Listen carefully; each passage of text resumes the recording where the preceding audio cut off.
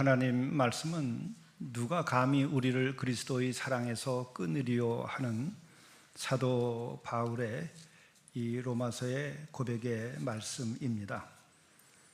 이 로마서 8장 31절부터 39절의 이 말씀은 한마디로 승리의 노래라고 말할 수 있을 것입니다.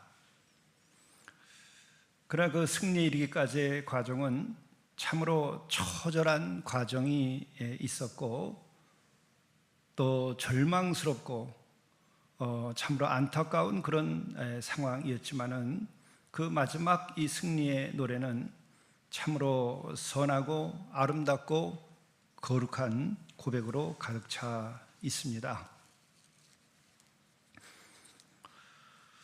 그리고 그가 겪은 것을 우리가 살펴보게 되면 그가 얼마나 깊은 영적인 연단을 거쳐서 이러한 승리의 노래를 부르기까지 이뤘는가 하는 것을 우리가 알게 되면서 큰 교훈이 되고 은혜가 됩니다.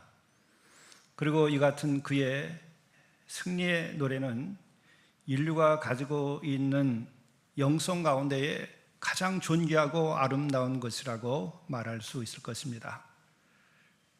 그리고 가장 깊고 높은 의식이요 또 영성의 길이 이 가운데 있다고 하는 것을 우리가 보게 될 것입니다. 오늘 이 노래의 시작은 이렇게 시작합니다. 그런즉 결론적인 이야기를 하는데 우리가 무슨 말을 하리요? 만일 하나님이 우리를 위하시면 누가 우리를 대적하리요? 우리를 대적할 자가 전혀 없다고 하는 결론을 맨 마지막에 얘기하면서 계속해서 그는 노래를 하는 것이죠. 자기 아들을 아끼지 아니하시고 우리 모든 사람을 위하여 내주시니가 어찌 그 아들과 함께 모든 것을 우리에게 주시지 아니하겠느냐. 이로써 승리하게 된다고 하는 것이죠. 33절 누가 능히 하나님께서 택하신 자를 고발하리요 의롭다 하신 이는 하나님이시니 하면서 그는 승리의 노래를 계속하는 것입니다. 이 이야기, 이 고백 가운데에서 마지막 부분에 해당하는 결론적인 부분에는 이런 얘기가 나오죠. 누가 우리를 그리스도의 사랑에서 끊으리요 환난이나 곤고나 박해나 기근이나 적신이나 위험이나 칼이랴 다 이것을 이겼다, 이것을 다 겪고 이겼다고 하는 말을 하는 것입니다. 이와 같은 시대의 어려움이 있었고 그러한 어려움을 우리가 이겼다가 아니라 내가 직접 다 당하고 겪고 이겨냈다고 하는 말을 하는 것입니다. 여러분은 생애 과정에서 어떤 환난을 겪으셨습니까? 어떤 곤고를 겪으셨습니까? 여러분은 어떤 박해를 당하셨습니까? 여러분은 어떤 기근을 당했고 적신, 벌거벗음을 당했고 위험과 위협을 당해 보았습니까? 바울만큼 한 인간으로서 이 모든 것을 겪은 사람은 아마 누가 또 있겠는가 하는 생각을 듭니다. 그래 놀랍게도 그는 이것을 이겨낸 것입니다. 그리고 노래하는 것입니다. 누가 우리를 대적하리요? 누가 우리를 대적하리요?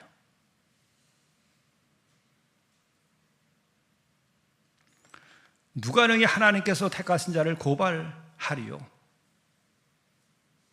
하나님께서 나를 의롭다 하셨는데 하는 노래를 하는 것이죠. 이 과정에 대해서 우리가 한번 7가지의 환난을 생각해 볼 필요가 있습니다. 처음에 환난을 겪었습니다. 추상적으로 인생에는 환난이 있다고 가르치는 철학자가 아닙니다. 바울은 환난의 중심에 서 있었고 그것에 관해서 얘기하는 것입니다. 바울의 생애 과정에서는 유대인과 로마 제국의 이중적인 압박을 받았고 매를 맞았고 실제로 감옥에 갇혔습니다.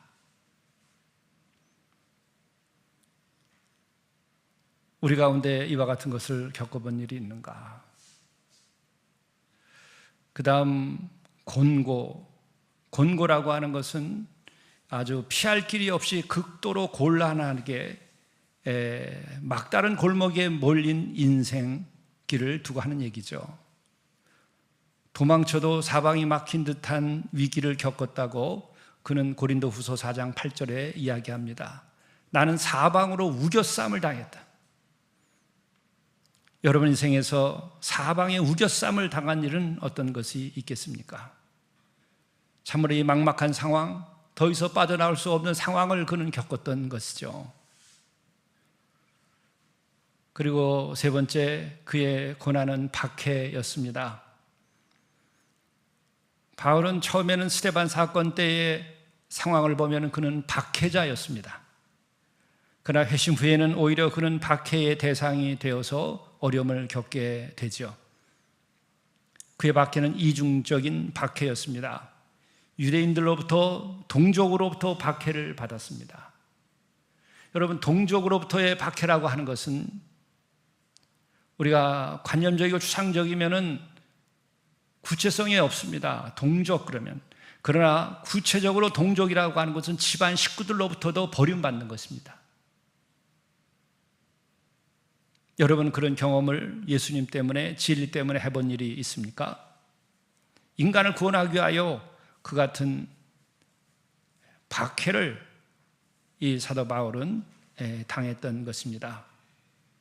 결국 로마 정부의 그 계획적인 박해에 의해서 그는 순교를 나중에 하게 됩니다. 계속 그 순교의 상황을 겪어왔던 것이죠.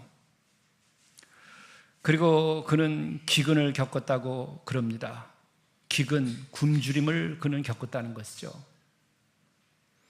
그는 한 계절이 기근에 빠져 있기 때문에 굶주림을 겪기도 했고, 그는 경제적인, 사회적인 어려움 때문에 기근을 겪어야 했습니다. 고린도후서 11장 21절을 보게 되면 그는 선교 여행 중에 먹을 것조차 구할 수가 없어서 굶주린 나날들이 수없이 많았습니다. 우리는 우리들의 사회적인 실패와 경제적인 실패로 굶주림을 겪은 일은 흔히 있을 수 있습니다. 그러나 다른 영혼을 구원하기 위하여 스스로 굶주림을 택하고 그 길을 갔다고 한다면 그것은 인간으로서는 참으로 존귀한 인간이 아닐 수가 없는 것입니다. 우리는 한 번이라도 그 같은 일을 우리가 해본 일이 있습니까? 나의 일 때문에라도 우리는 지금을 살면서 기근을 겪지 않습니다. 굶주림을 겪지 않습니다. 그러나 다른 영혼을 구하기 위하여서 자신은 굶주림을 겪었다는 것입니다.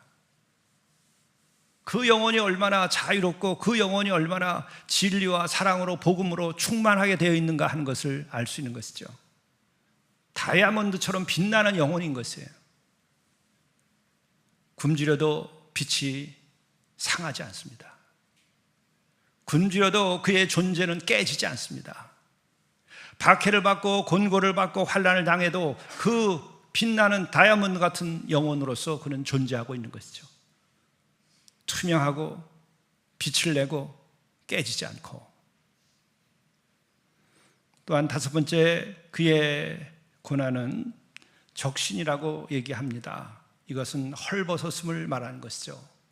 한자어로 우리가 적나라 하다 할 때 그 다 몸을 드러냈다고 하는 말이죠. 춥고 헐벗었다고 고린도후서 11장 27절에 말하고 있습니다. 다른 영혼을 구하고 그리스도의 사랑을 증언하고 인간에게 빛을 주게 하여 그 자신은 춥고 헐벗은 나날을 보낼 수밖에 없었던 것이죠. 이런 자발적인 고난, 자발적인 가난, 이게 영적인 삶인 것입니다. 우리의 영이 혼과 육의 차원을 넘어서서 온전히 영으로서의 자기가 존재할 수 있을 때에 이것이 가능한 것입니다. 그리고 여섯 번째 고난은 위험이라고 얘기하는데 고린도후서 11장 26절에 보면 자기의 과거에 대한 이야기를 하면서 강도의 위험을 당합니다. 선교를 하러 다닐 때에 강도들이 들이닥치죠. 바닷길을 갈 때에 몇 날 며칠을 그 풍랑 속에 갇혀 있었습니다. 앞길을 알 수 없는 그 바다의 위험 속에 있었던 것이죠. 그리고 어느 성에 들어갔다가 그는 죽음의 위협을 겪습니다. 광야를 지나다가 그는 위험을 겪고 목숨을 빼앗기는 상황들이 주어집니다. 그런 요즘에 특이한 것들을 또한 얘기를 듣는데, 서울의 주변에 산에도 가는 걸 조심하라고 합니다.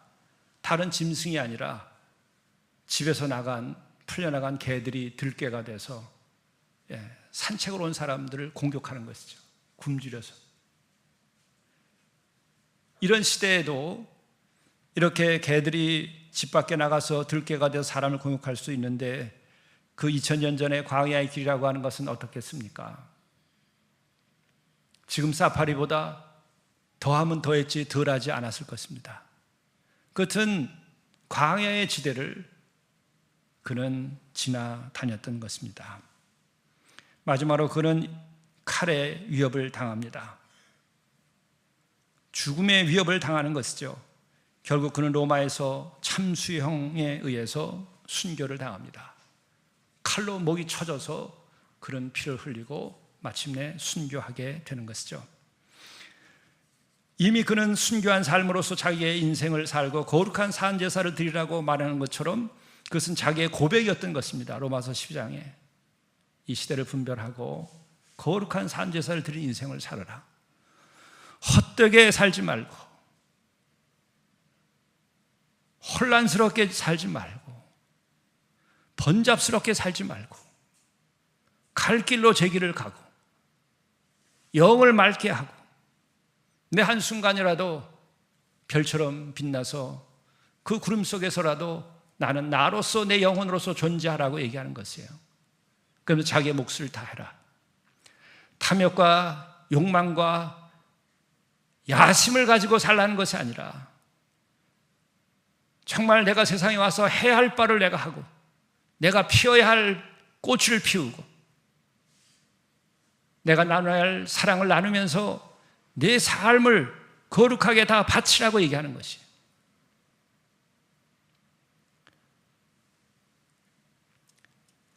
실제로 그는 그렇게 생을 살고 환난 가운데서 삶을 마치게 된 것이죠. 근데 그런 삶의 과정에서 이것을 겪고서 그가 한 이야기는 참으로 놀랐습니다. 환난과 곤고와 박해와 기근과 적신과 위험과 칼의 위협을 받고 마침내 칼에 의해서 순교를 당하게 되는 일이 벌어지는데, 이 과정에서 그가 마지막 고백하는 것이 이것이죠. 하나님 우리를 위하시면 누가 우리를 대적하리요? 우리 모든 사람을 위하여 내주신 이가 어찌 그 아들과 함께 모든 것을 우리에게 주시지 아니하겠느냐? 모든 것을 다 주께서 주시고 함께 하신다는 그 충만함 가운데 살고 있어요. 이런 7가지 기근을, 이런 그 고난을 받았다고 한다면은 그들에게 보통 인간에게 남는 것이 무엇입니까? 한. 이 얘기만 들으면 한이 맺힐 수밖에 없어요. 여러분, 이 민족과 여러분들이 이 7가지를 다 겪어봤습니까? 다 겪지 않아도 우리에게 남는 역사 속에 우리의 감정은 한이라고 하는 것이에요. 한 맺히는 거예요. 우리의 마음속에 우리를 지배하고 있는 것이 뭡니까? 한이에요. 아직도 한풀이가 안 됐어요. 우리는 의식의 깊은 데를 보면, 집단무의식이라고 얘기하는 사람들의 얘기를 들어보면 이 백성들은 수천 년 동안 당해서 한이 맺혀서 그 한풀이를 해야 된다는 거예요. 모든 문화의 곳곳에 한풀이가 있는 거예요. 예술에도 한풀이를 하고 인간의 관계에서도 한풀이를 하고 돈을 벌어서 쓰는데도 한풀이를 하고 권력을 쟁취하고 그 권력을 쓰는데도 한풀이를 하고 원한 맺힌 백성들, 원한은 언제 풀 것인가요? 그것은 예수 그리스도의 사랑의 보혈과 우리의 진정한 회개 없이는 한풀이는 어려운 것입니다. 아니, 진정으로 우리가 하나님의 한없는 은혜와 사랑을 입고 내가 그 은혜와 사랑으로 내 죄가 씻겨지는 경험을 하게 되면 한이 풀리게 돼 있어요. 이스라엘 백성들이 한 맺힌 백성들이에요. 우리의 못지않은 한 맺힌 백성이에요. 바울은 그 가운데서도 가장 한 맺힐 수밖에 없는 7가지의 환난을, 이것을 관념으로, 교훈으로, 율법으로 말하는 것이 아니라 자기 자신의 삶의 고백을 하고 있는 거예요. 그런데 그는 한을 말하거나 또는 증오를 말하지 않습니다. 두고 보자고 얘기하지 않고, 보복을 얘기하지 않고, 청산을 얘기하지 않습니다. 더더욱이 자기의 의와 영웅주의에 빠져 있지 않아요. 이게 인류에게 희망이고 빛이에요. 어느 인간의 사상과 철학과 가르침에서 이런 것은 없습니다. 자신을 얘기하지 않아요. 자신이 그 모든 환난을 겪고 이겼는데 자기 의가 없습니다. 이것이 복음이에요. 이것이 이 백성들에게 뿌리가 내려져야 합니다. 이 복음이 진정으로 복음화되어야 하는 것입니다. 우리는 기독교 안에도 20%밖에 되지 아니하는 이 민족 가운데 기독교인이 있는데 그걸로만 우리가 보더라도 우리 민족이 이 같은 영적 세계를 알 수가 있겠습니까? 한을 제대로 풀 수 있겠습니까? 평화, 화합이 이루어질 수 있겠습니까? 우리는 문화적으로 불가능한 상태에 있어요. 역사적으로 불가능한 상태에 있습니다. 그 불가능을 가능케 하는 것은 복음화예요. 그런데 우리는 교회 안에도 진정 복음화가 되어 있는가 하는 것이에요.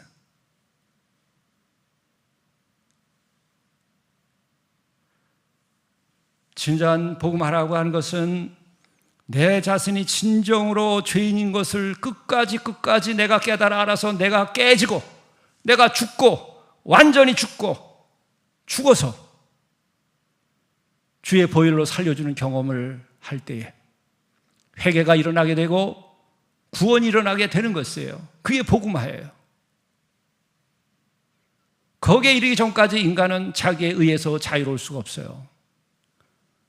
아니, 정말 우리 백성들이 살아오면서 오늘 현대로부터 과거 5,000년 전까지 다 거슬러 올라갈 때에 유대사에서 바울과 같이 금식을 하고 주일 안식일을 지키고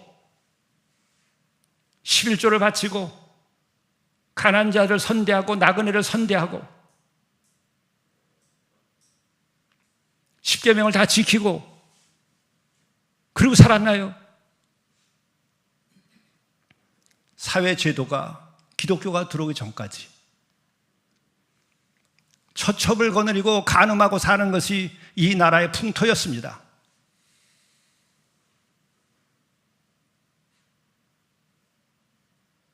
그것이 뭔지, 우리 문화가 어떤 수준이었는지 있는 대로 봐야 합니다.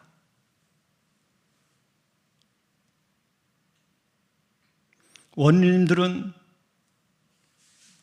로마의 세리와 다름없이 백성들의 고혈을 뽑았어요. 아닙니까? 정말 거룩하게 살고 율법대로 살고 의롭게 살고 바르게 살고 정의롭게 살고자 얼만큼 어떤 율법을 가지고 계명을 가지고 살아온 백성입니까? 그런 일이 없어요. 우리는 이제는 얘기해야 될 때가 됐어요.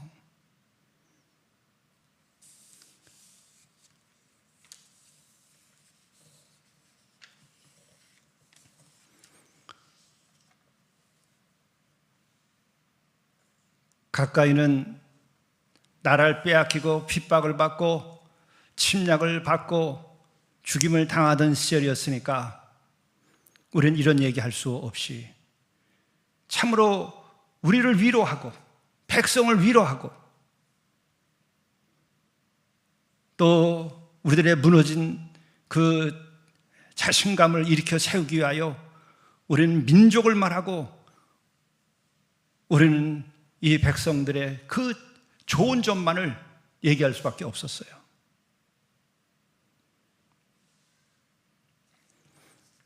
그러나 생각해 보십시오.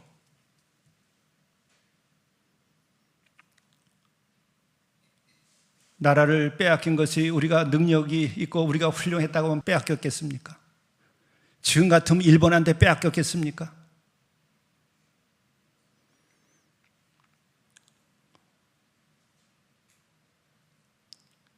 우리는 있는 그대로 자신을 반성해야 됩니다. 유교가 끝났는데 여러분, 이겼다고 서로 주장하고 난리가 났어요.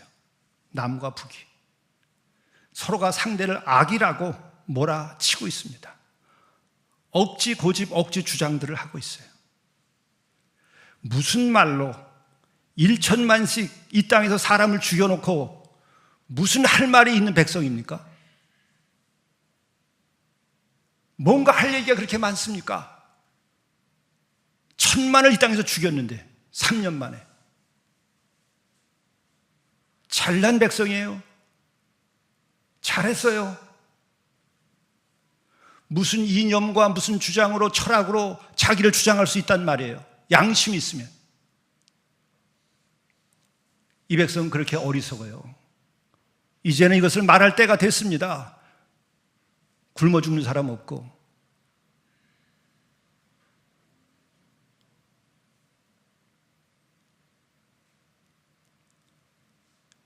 제가 그제도 공동체에서 일하다 오는데 평창의 그 과손과 이 일 때문에 제가 가는데 길이 막혔어요. 그 인부들이 와서 일을 하는데 다 자가용을 세워놓고 길을 막아서 내가 못 가고 있었어요. 1시간을. 그렇게 잘 살아요. 저 산 골짜기에 삽을 들고 와서 땅 파는 인부들께서도 이제는 자가용을 타고 와서 일을 하고 가십니다. 하루에 20만 원씩 최소 받으시고 이만큼 잘 살게 됐어요. 이젠 말해야 돼요. 위로할 것이 아니라 있는 대로 얘기하고 새로워지도록 얘기해야 돼요. 그렇습니다. 여러분, 산업화, 성공의 신화는 이 지난 100년 동안의 대한민국밖에 없습니다.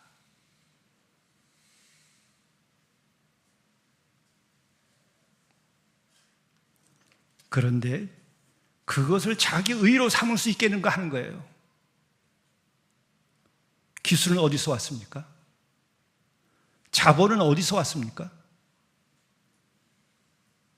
어느 나라 기술과 어느 나라 자본을 가지고 또 우리가 만든 것을 누가 팔아줬기 때문에 우리가 잘 살게 된 겁니까? 교만하면 안 돼요. 그때 노동자들은 어떻게 살았는지 아세요? 공순이 공도들이는 어떻게 살았습니까? 공순이들은, 내가 아는 그 사람들은 저녁에 물을 못 먹었어요. 화장실 자주 간다고 물 안 줬어요.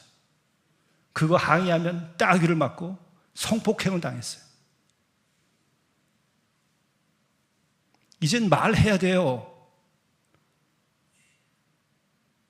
누구만이 잘났고 의로워서 이렇게 된 것이 아니란 말이에요. 민주화에 성공했다고요? 어느 나라에서 온 민주주의입니까? 민주 인사들이 어느 나라가 도와줘서 민주 인사라고 도움을 받고 죽임을 당하지 않았습니까? 내가 의로워서, 내가 그렇게 잘나서 그때 거리에서 피 흘리고 쓰러진 사람들은 누굽니까? 내가 의로워서 괜찮아요. 자기 의와 영웅주의에 빠져 있어요.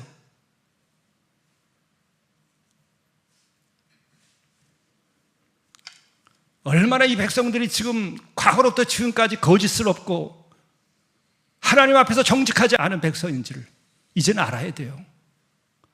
아니, 하나님을 진정으로 살아있는 하나님으로 만나보지 못한 백성들이 대부분이기 때문에 회개가 불가능해요.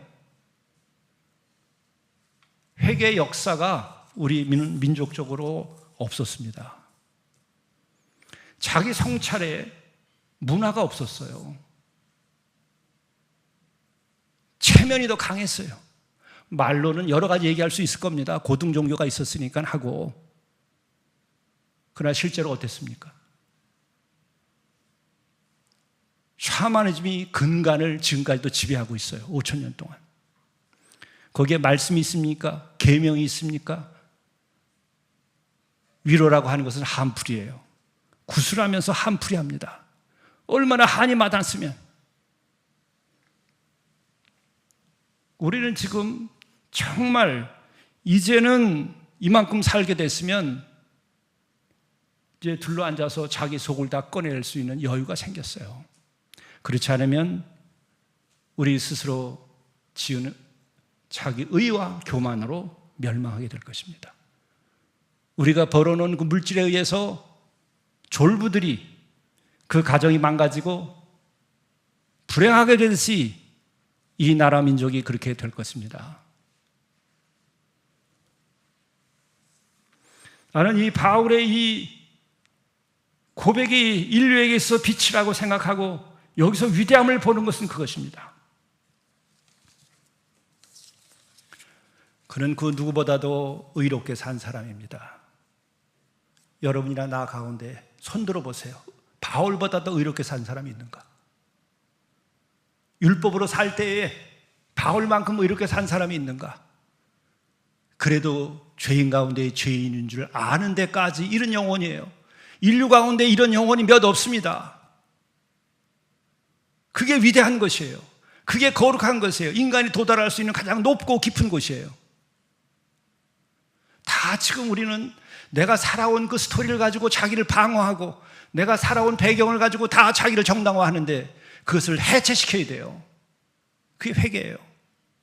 이 민족이 지금까지 자기를 정당화시켜오는 모든 그 악을 드러내야 돼요. 그래야 구원받습니다. 그는 하나님께서 예언자를 통해서 이스라엘 백성들에게도 했던 거예요. 바울에게도 하나님께서 내리치셔서 그의 의를 깨뜨리신 거예요. 그는 거짓된 것이 아니고 정직하게 의를 행했던 사람이에요.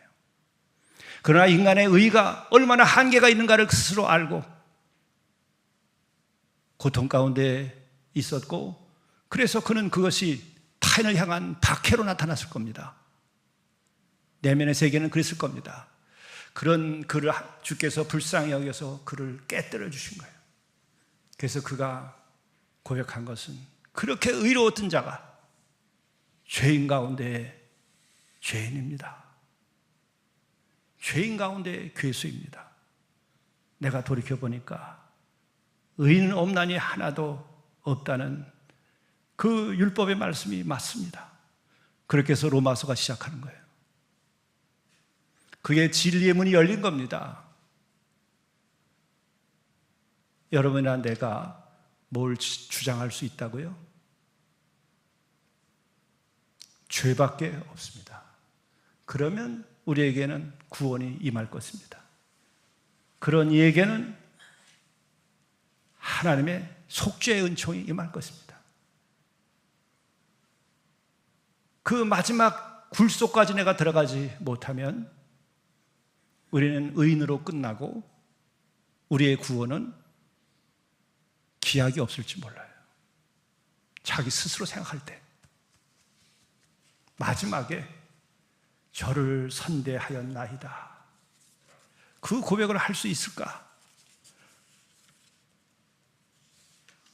오늘 시편 63편 3절에 나오는 말씀처럼 주의 인자심이 생명보다 나음으로 내 입술이 주를 찬양할 것이라. 여기에 도달해야 돼요. 그의 인자심이 내 생명보다 나은 거예요. 내 생명이 뭐가 그렇게 대단해요? 뭐하고 살아왔길래? 얼마나 많은 것을 잡아먹었고 얼마나 많은 탐욕을 부렸고 그 입으로 얼마나 나쁜 짓을 했고 그랬는데 그게 보이나요? 은혜입니다.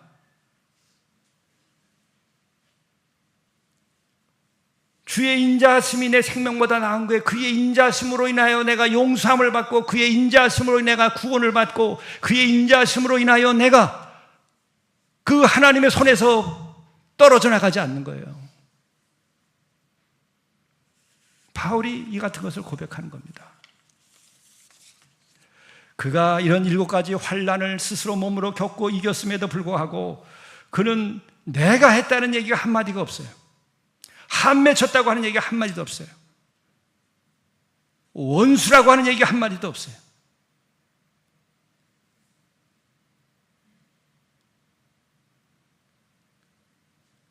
그는 다만 그의 노래는 그것입니다. 만일 하나님이 우리를 위하시면 누가 우리를 대적하리요? 그는 마지막 그 집에 도달한 거예요. 만물을 지으시고 만물을 가지고 계신 그 하나님의 집에 도달한 것이에요. 우리 모든 사람을 위하여 내주시니가 어찌 그 아들과 함께 모든 것을 우리에게 주시지 아니하겠느냐. 사랑을 얘기하는 거예요. 그 하나님은 심판의 하나님이시지만은 모든 사람을 위하여 자신의 아들까지 내어주신 하나님이신데 그 사랑의 하나님이 나를 사로잡고 있는데 내가 아무리 죄인이라 할지라도 내가 어찌 그 사랑에서 끊어지리요. 그것을 경험하고 믿어야 복음인 것이에요. 그게 율법이 아닌 것이에요. 내가 지금까지 믿고 주장하고 내가 의지하고 내가 했던 것이 진짜 율법이냐, 진짜 그것이 복음이냐, 어디에 속한 것이냐. 한국 기독교는 여전히 율법주의에 있어요. 그것도 유대 율법주의가 아니고 구약의 율법주의가 아닙니다. 유교적인 율법주의에 사로잡혀 있습니다. 우리의 의식을 보세요. 체면과 야단치는 일과 가부장주의와 이런 것에 다 대대로 내려온 것이 몸에 배에 있는 것입니다. 유대율법주의는 하나님의 의지하여서 그의 계명을 지킴으로써 자기의 의를 얘기했던 것인데 우리는 하나님도 없이 부모로부터 내려온 그 가부장적인 고집스러움에 몸이 배가지고 율법적인 행동을 하는 거예요. 얼마나 천박한 것입니까?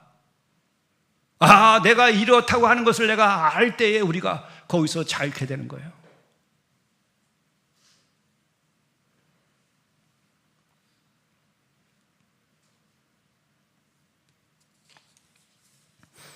한마디로 바울은 도살당하는 어린 양과 같이 됐어요.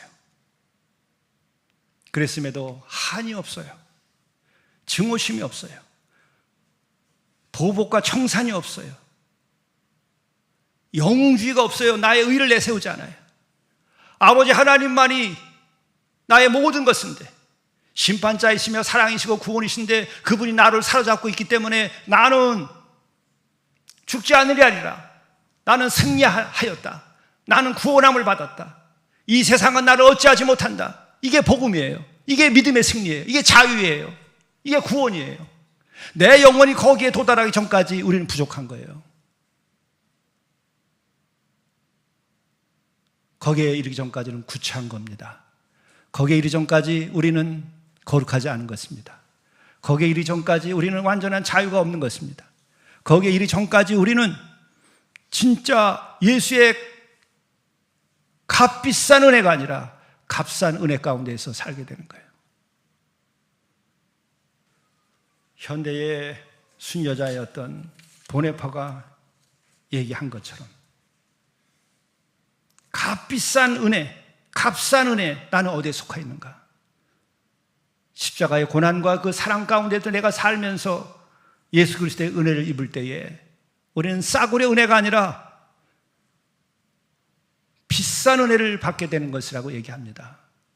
고난 중에 그가 옥중에서 하는 얘기예요. 그가 그 전에 글을 썼지만은 그것을 삶으로 그는 고백을 했습니다. 바울이 바로 이 같은 여정 속에서 그가 이 승리의 노래를 부르는 거예요. 우리가 이 노래를 불러야 돼요. 이 승리의 노래를 불러야 돼요. 이거보다 더 높은 찬가는 없습니다.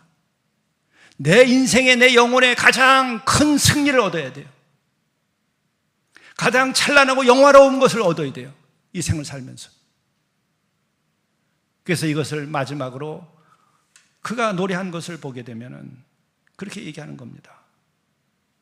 내가 확신하노니 사망이나 생명이나 천사들이나 권세자들이나 현재일이나 장래일이나 능력이나 높음이나 깊음이나 다른 어떤 피조물이라도 우리 주 그리스도 예수 안에 있는 하나님의 사랑에서 끊을 수 없으리라. 하나님께 영광을 해요. 이게 솔라 데오 글로리아. 이것이 마틴 루터가 종교개혁을 하면서 그가 모든 영광을 하나님께 돌려야만이 그것이 마땅한 것이고 그게 진리라고 그가 얘기한 거예요.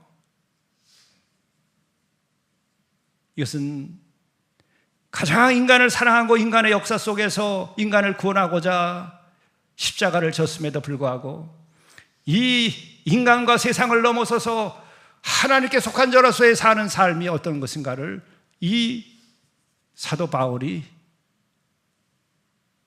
이 로마서 8장 말씀을 가지고 고백을 한 거예요.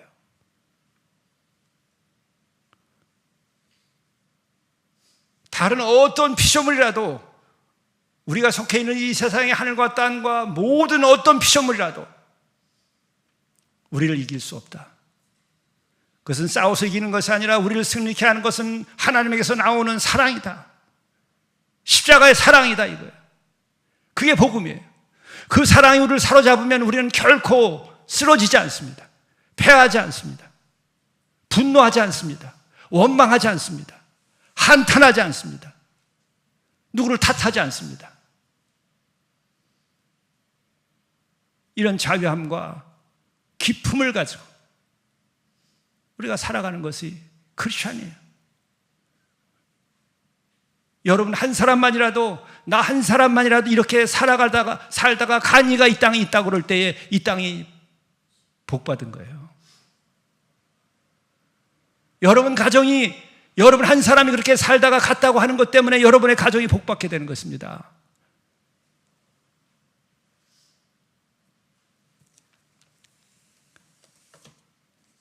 다른 미신적인 복이 아니라 물질적인 복이 아니고 세속적인 복이 아니라 하나님의 사랑에서 나를 끊을 수 없으리라고 하는 그 고백이 나에게 나올 때에 그 가정이 빛을 얻는 거예요.